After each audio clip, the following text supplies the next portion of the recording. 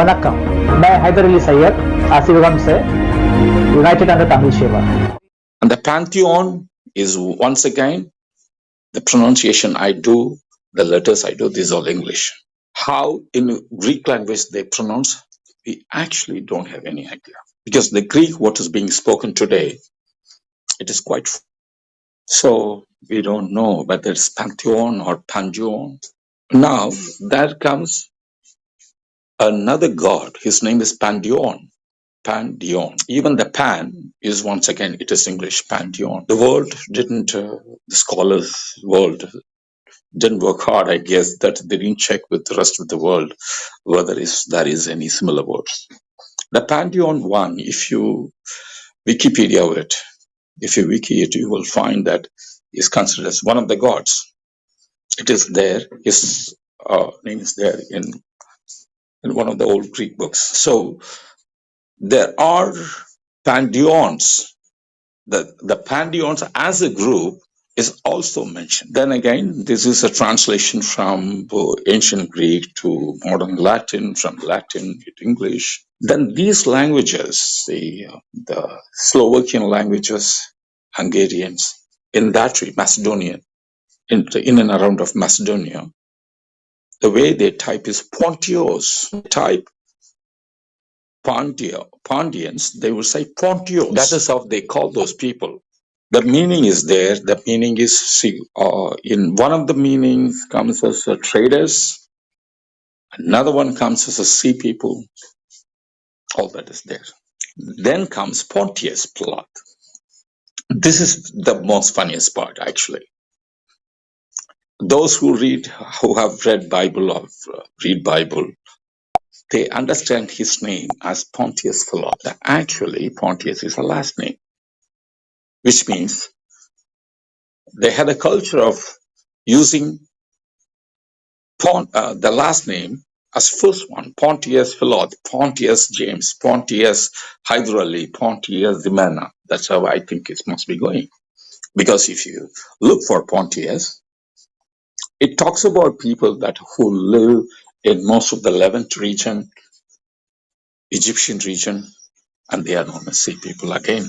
Then again, the Bible scholars. I think once we become scholars, we don't care what the rest of the world thinks, I believe.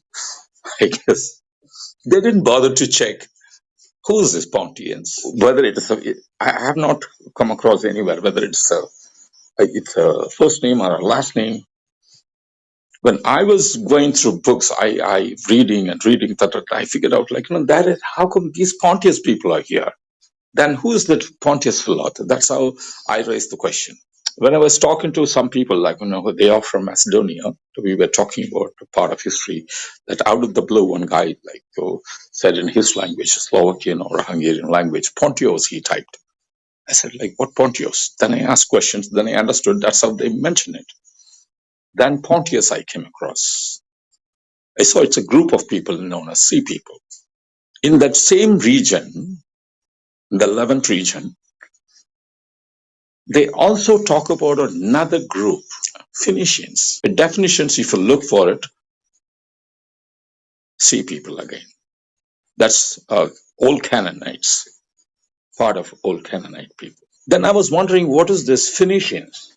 Then I figured out it is a terminology linguistic scholars had given Phoenicians. Were using Phoenician script. They were Phoenicians.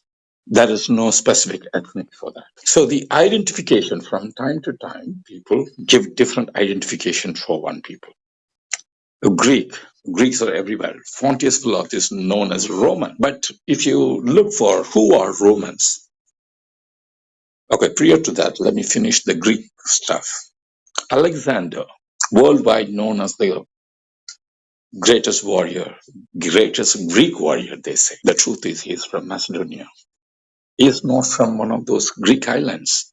Macedonia was never in history considered as a Greek segment. The Greek islands were more of a confederate. Every island, people administered themselves, and it's but in question of need, then they unite. Then They were not identified as Greek islands, as the books say. They were identified individually, not the linguistic location. The reason why Alexandria is known as Greek is because by the time Greek evolved as a lingua franca, so Greek was used. So they all became Greek. Macedonian is known as a Greek because of the language. So then comes the Romans. வணக்கம்.